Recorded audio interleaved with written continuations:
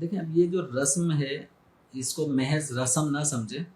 یہ ایک اچھی رسم ہے کہ اگر آپ سے کوئی غلطی ہوئی ہے، آپ نے کسی کا دل دکھایا ہے تو اس سے ایکسکیوز کریں، اس کے پاس جا کر اس کو دل سے راضی کریں۔ تو ابھی ہوتا یہ ہے کہ گروپس بنے ہوئے ہوتے ہیں، ایک ہی میسیج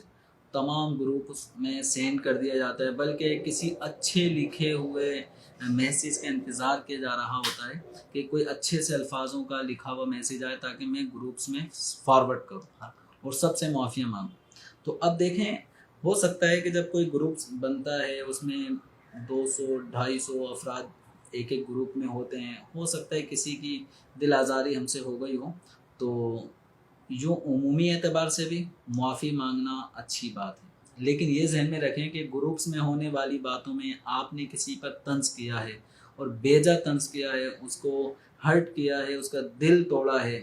یا اس کو سب کے سامنے آپ نے ذلیل کیا ہے، تو ہو سکتا ہے وہ خاموش ہو گیا ہو، لیکن خاص ایسے شخص کو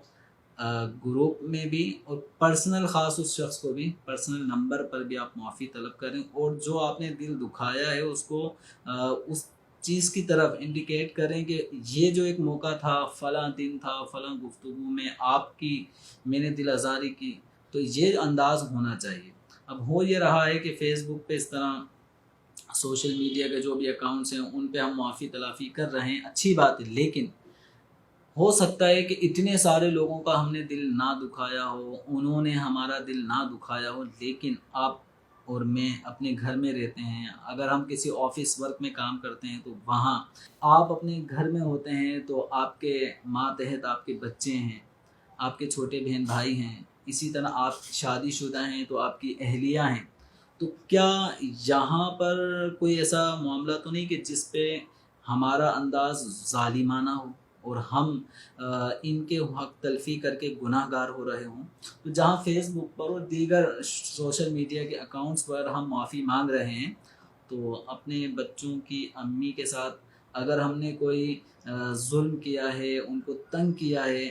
تو ادھر بھی معافی مانگنے میں کوئی ہمیں آر نہیں ہونی چاہیے۔ بھائی کو چاہیے کہ غور کرے کہ مجھ سے کون کون بہن، کون بھائی مجھ سے ناراض ہے۔ یہ صرف شب براءت ہی کے لیے میسیج نہیں ہے کہ معافی تلافی کی جائے، یہ ایک مسلمان کی زندگی کا یہ انداز ہونا چاہیے کہ جو اس کے ساتھ زیادتی کرے، ظلم کرے، یہ کھلے دل سے معاف کرے، اور اگر ہم سے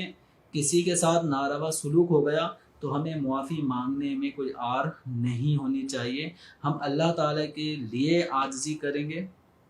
تو عاجزی کرنے سے شان بلند ہی ہوتی ہے، گھٹتی نہیں ہے، اور اگر ہم معاف کر دیں گے اللہ کی رضا کے لیے تو اس سے انشاءاللہ ہماری عزت ہی میں اضافہ ہوگا۔